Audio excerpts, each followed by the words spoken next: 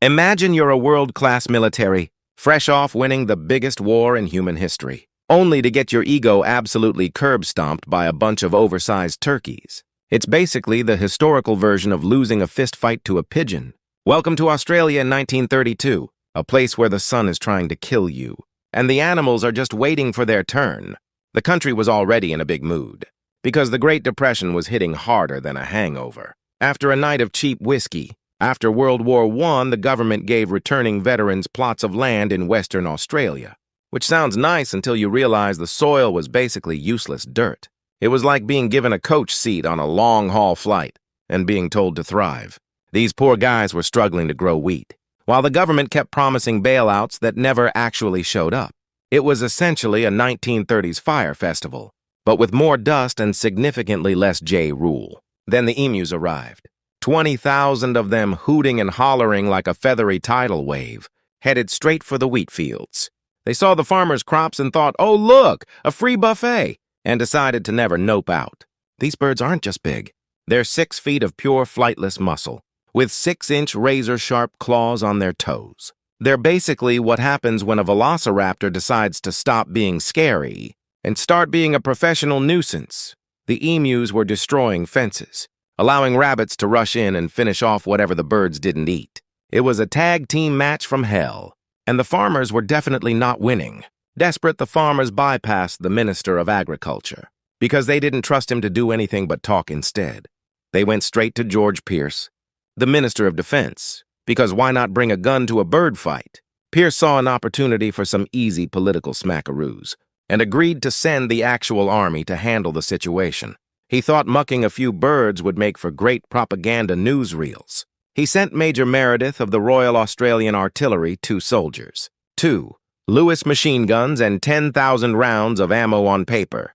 This was supposed to be easier than taking candy from a baby, assuming the baby is a flightless bird.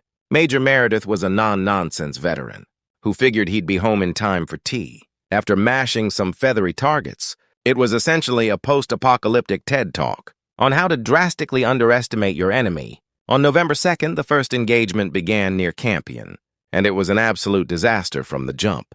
The soldiers spotted 50 emus and opened fire, but the birds had other plans. The emus didn't clump together like human infantry.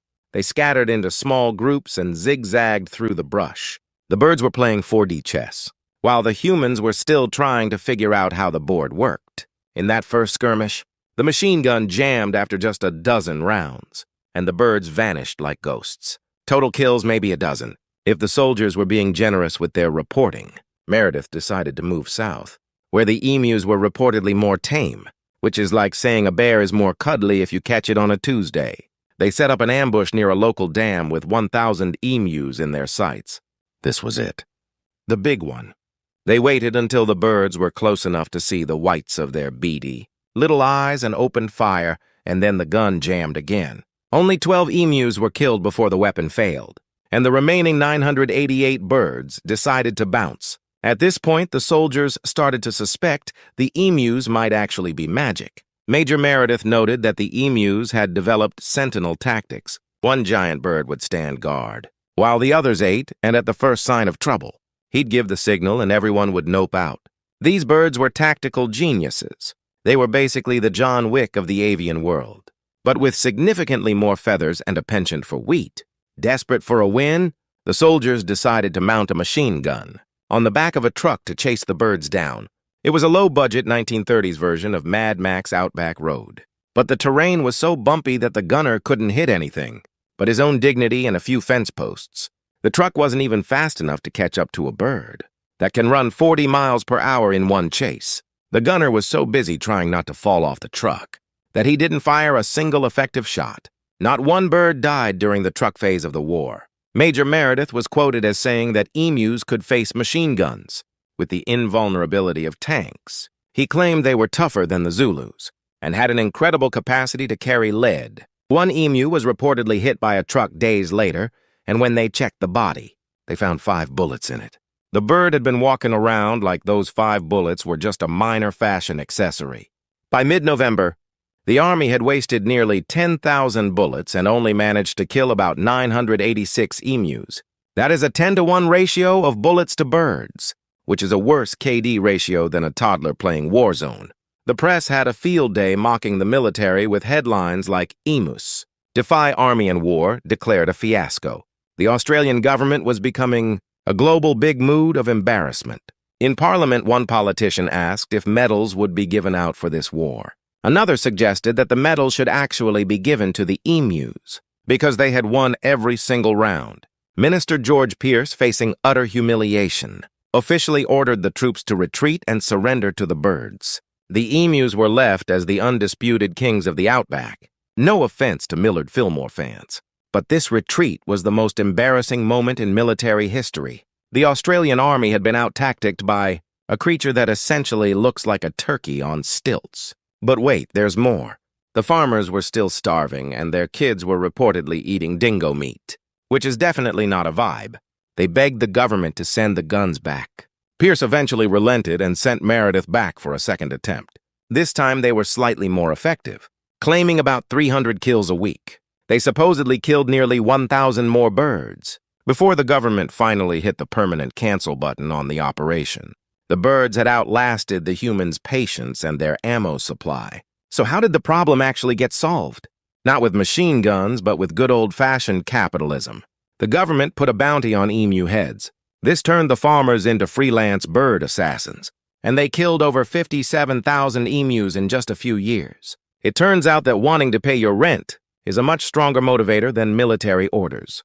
They also built a massive reinforced fence that finally stopped the birds from trampling the wheat. It turns out that a well-placed piece of steel is more intimidating than a Lewis machine gun. Today, the emu is a protected species in Australia. It even sits on the national coat of arms alongside the kangaroo, probably mocking the humans every time they look at a coin. It is a symbol of resilience and irony, a reminder that when humans declare war on nature, nature usually just laughs and keeps eating your wheat. Scientists today point out that emus have existed for millions of years.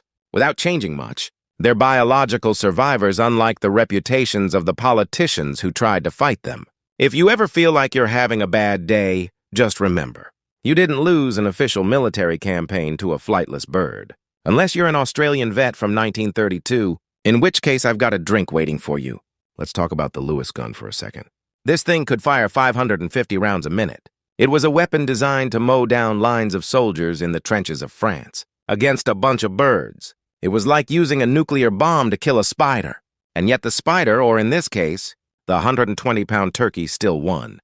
The emus were so fast, they were retiring from the battlefield at 40 miles per hour. That's faster than your average city speed limit today.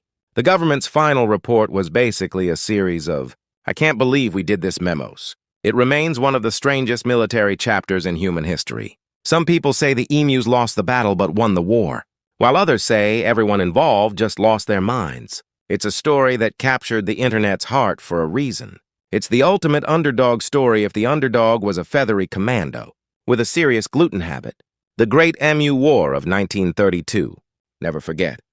Even Major Meredith admitted that his troops became a global laughingstock. Headlines around the world mocked the Great Australian Emu fiasco. The lesson here: don't underestimate nature, and definitely don't try to solve agricultural problems with heavy artillery. Western Australia even talked about seceding from the rest of the country because the government was so useless. The birds almost broke a whole nation apart. But in the end, life went on. The wheat was harvested. The fences were built. And the emus are still here hooting at us. So grab another round of smackaroos and toast to the birds who beat the army. Catch you in the next Sticktails.